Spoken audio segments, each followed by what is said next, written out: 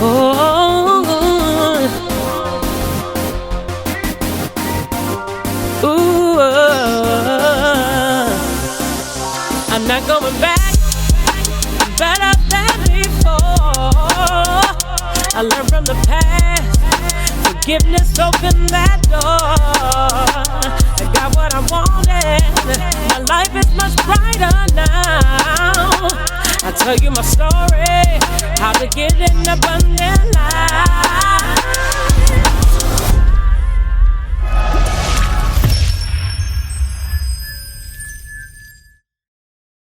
What's going on? What's going on, good people? I hope you're having an amazing day today. Thank you for joining us for another episode of Build Your Fort podcast. And today I'm speaking with Miss Susan Pryor, who runs the Georgia branch of Benchmark Mortgage. We're going to talk a little bit about her experience in the real estate world, but also we're going to talk a little bit about the benefits of VA loans because there's some things you guys need to know about that. And I've got somebody who has a heart for veterans in the house. So thank you so much, Susan, for joining us today. Thank you for having me. Anytime. Full disclosure, everybody, I took a class with Susan a couple of weeks ago. We've known each other for a few years and we've done some deals together. And it was such a good class. I learned a lot. I thought it would be good, Susan, that I had you on to talk a little bit about those things, but also talk about your experiences in the real estate world. So tell us a little bit about your experience, what it is you do, and why you have a heart for veterans, for the veteran community. Okay. So I run the Atlanta or Georgia branch for Benchmark Mortgage.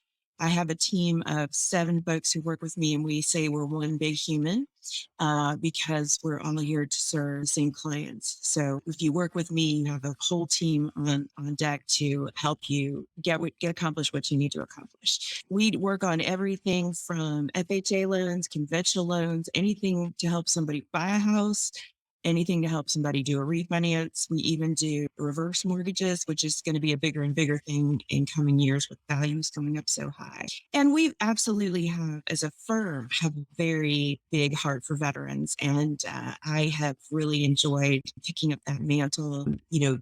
Veterans serve us. They've earned the right to get an amazing mortgage with very little down payment or no down payment. And it makes me crazy in this market that real estate agents are saying somehow that's less than other types of mortgages or less than cash. And I would say nobody's earned it like we did. You talk about skin in the game. Our veterans literally have skin in the game. And, I think we would all agree that that sacrifice should be honored. And whatever it is that we can do to help our veterans become homeowners is really important. Yeah, I agree 100%. And many times as a realtor out there in the marketplace, that VA loans sometimes have a misconception in the marketplace that they're harder to close or the regulations are a lot harder, or maybe there's issues with the appraisals. I haven't had that experience when I've represented veteran buyers. As a matter of fact, the process, depending on the lender who you're working with, has been quite easier than some of the other big box lenders that are out there, or some of what I call the I lenders that are strictly online, because there's more of a hands-on, really trying to help the veteran get into the home and they don't get lost out there. So why do you think that where's the misconception come from? Well, part of the issue is that most veterans do work with somebody in a call center. There's 3 or 4 companies that market directly to veterans. Sometimes veterans think they're actually working with the government, and it's really just a marketing strategy that companies have to attract veterans. And so veterans often are served with less skill and expertise than other clients, because if a client comes to you, you're going to refer them to a local lender who you trust and who you know is going to perform and who you can find them if there's an issue. Right. And veterans tend to call these 800 numbers because of the marketing, and they just don't get the same level of service that other clients get. And really, they should get much better service. And so we got real focused about 8 years ago on creating that over the top experience for the veteran, really understanding where they come from and trying to speak their language a little bit and trying to anticipate things they might have challenges with that we can get ahead of. They're amazing clients to work with. They are kind and respectful, and they want guidance. And they honor your contribution. They're incredibly loyal. So when I work with veterans, often I get to work with more veterans because they tend to bring their people around. So it's there's nothing more rewarding than working with veterans, in my humble opinion. No, I agree. I have a great time working with veteran buyers because most times they know exactly what they want. They know exactly where they want to live. They know exactly how much they want to spend. And you're right. They do look to you for guidance. They look to you for your experience. And that feels good when you're able to actually offer something to the client that's going to help their experience be better. So that's why I many times bring my veteran clients to you guys, because I know you're going to take care of them for sure. So, We appreciate it. oh yeah, of course, of course. So one of the things I want to talk about is, this podcast is about people building their fort, building, their own legacy, being able to do whatever it is that they can do to be financially secure, financially free, and live a great life with their family.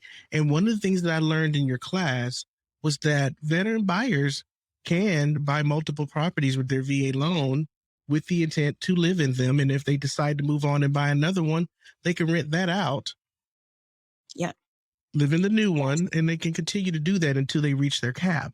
So right. give a brief example of how a veteran buyer can build a portfolio of properties using that method. Sure. There are a lot of misconceptions about VA loans, period, including the veterans are not necessarily fully informed about their benefits. And so part of our challenge is helping them understand what their benefits are. So you can have multiple VA mortgages. You have to you cap at about $680,000 in mortgages right now.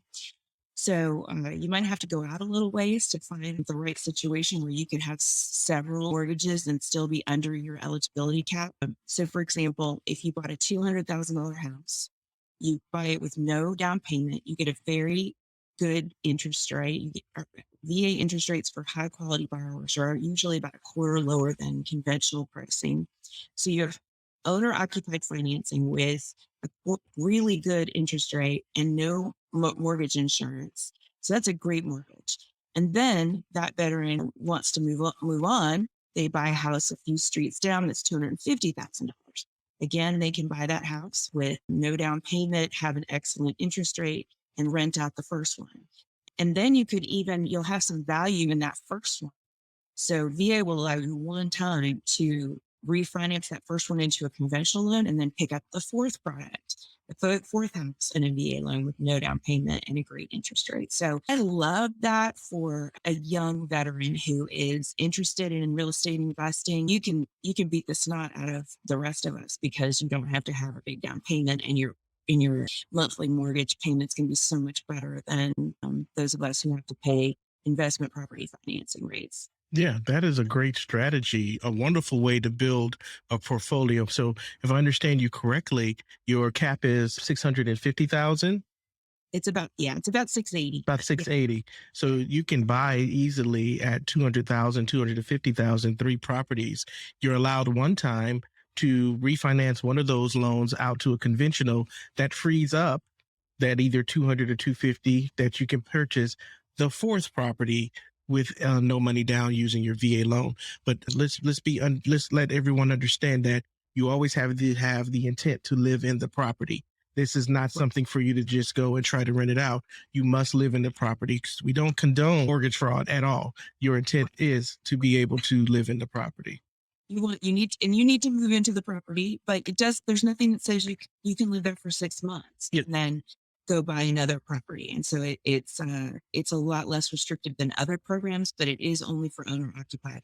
The other thing is that we are very close to being able to include renovations so that a investor could do 100%. A veteran could do 100% purchase plus include $30,000 or $40,000 in renovations and borrow 100% of that. So in that particular case, the veteran's going to have a little bit of the cushion that we create in those renovations. Mhm. They would have to bring that to the closing, but still, it's way better than having to do all your own renovations. Look, I've got a client that I'm bringing to you. Well, you already are talking with them, and I've explained to them that you guys are really close to that, and they're looking at properties that possibly will require some renovations.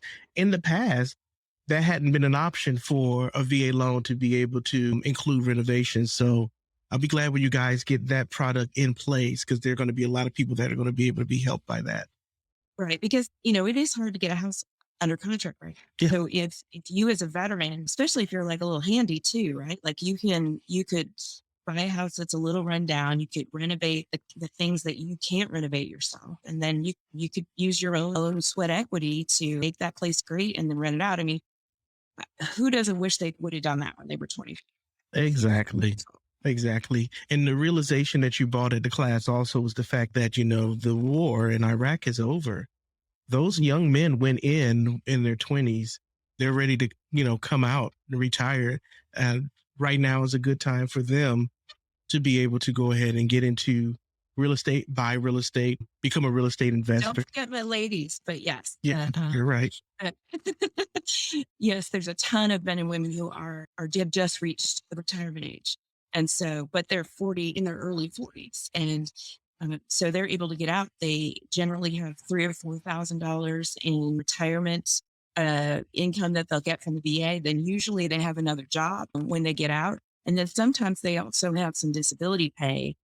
Because the way disability works for the VA is you have to be unable to do the job you did when you were in the service. So that doesn't mean you can't have a job, right? And so very often people have issues that make it so that they can't do exactly what they did before, but you still, can make a lot of money. And so veterans can be in a really great position.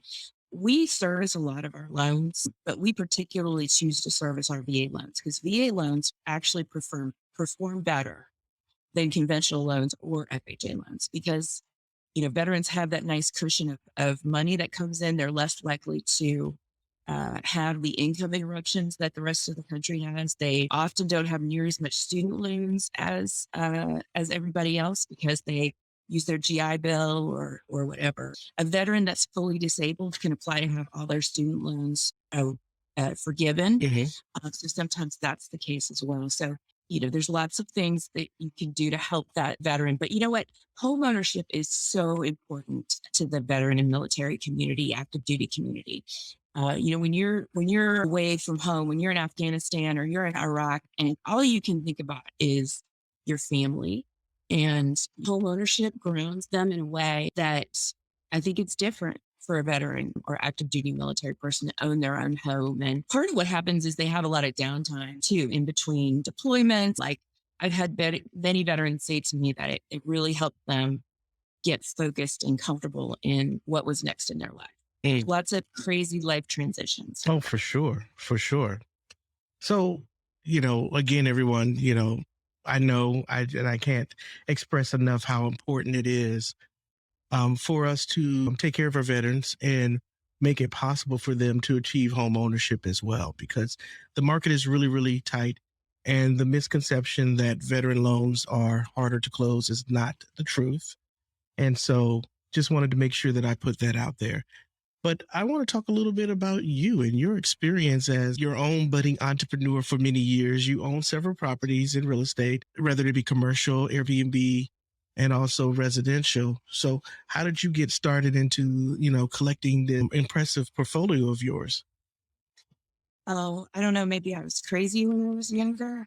So one thing is that controlling assets allows you to continue to control assets, right? And so when you buy an investment property, you buy a $200,000 investment property, but you may only put $40,000 into it. So you're controlling a $200,000 asset and it's going to grow compounded on that $200,000, not compounded on the 40,000 that you in it. So the leverage of real estate investing is tremendous. I've been real estate investing for 30 years now.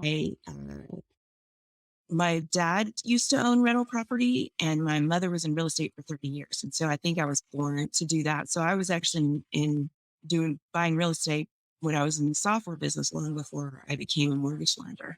So We bought 3-bedroom, 2-bath residential homes. We painted them yellow with white doors and green shutters.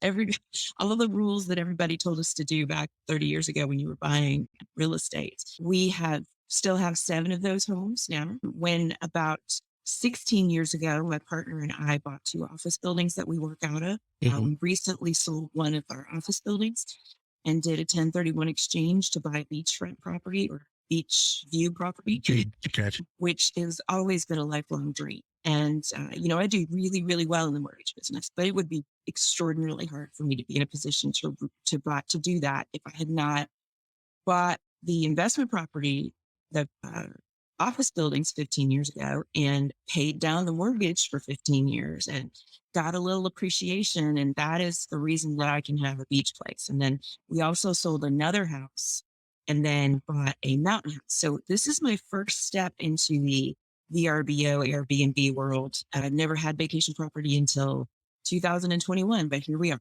Oh, wow. That's my specialty. I love vacation properties. I manage them for other clients as well.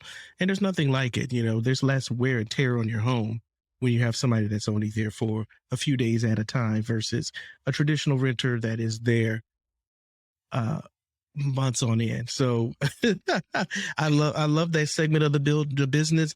I am noticing a little bit of a slowdown in Airbnb VRBO business, mainly because the hotels are now aggressively competing against that market. They're running all they're running all kinds of promotions. And so, along with the variant and all of that going on, it is slowing down a little bit, but I believe especially in Atlanta, the market is going to pick back up and it's going to continue to thrive for a while.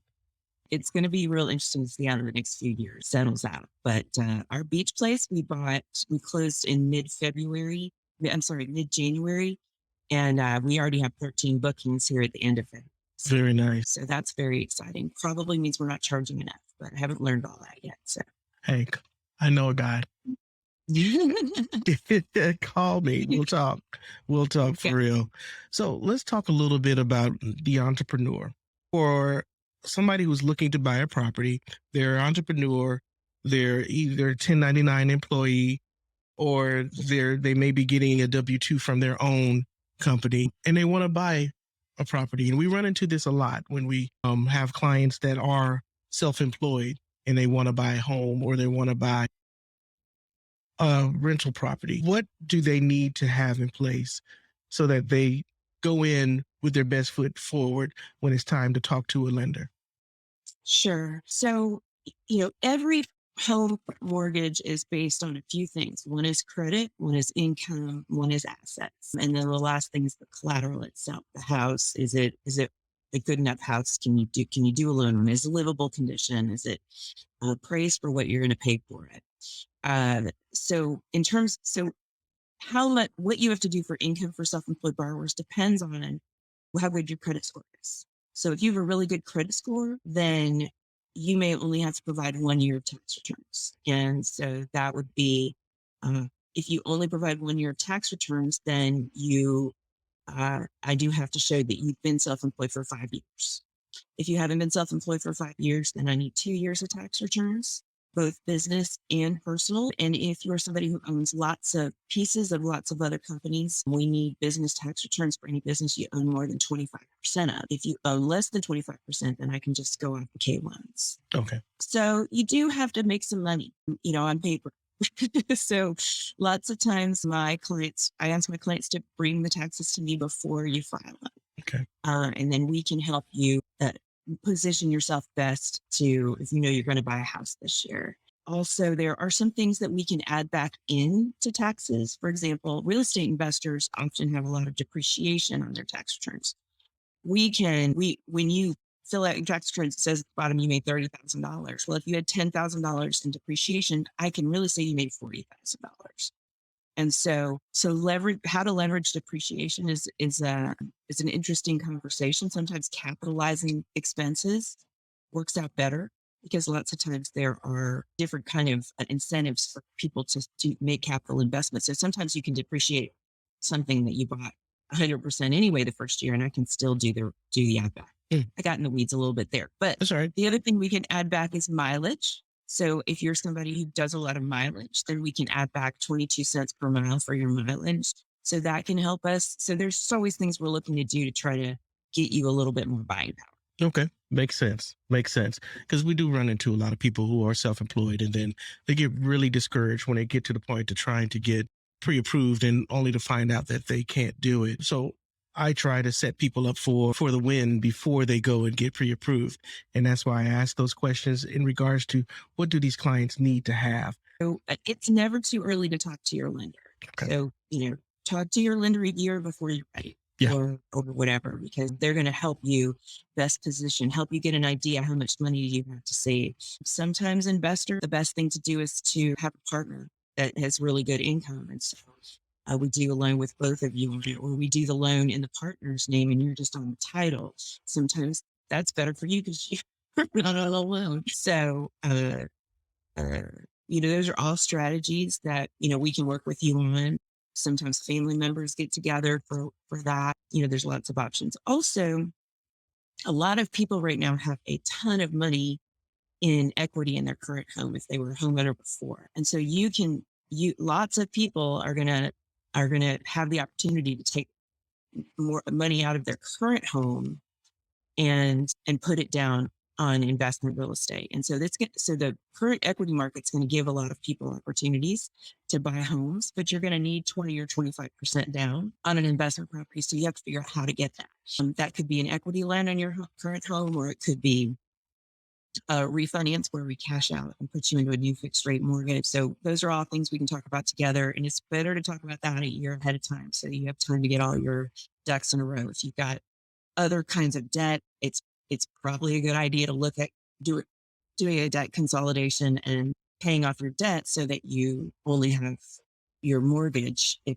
because especially for an investor, and that's not always the best recommendation for people, but for an investor, that will make your credit score rock. And that's really important in terms of your buying capacity. So give us a call early is my suggestion. We're never going to be upset with you because you don't know when you're going to buy. Right. And that's important.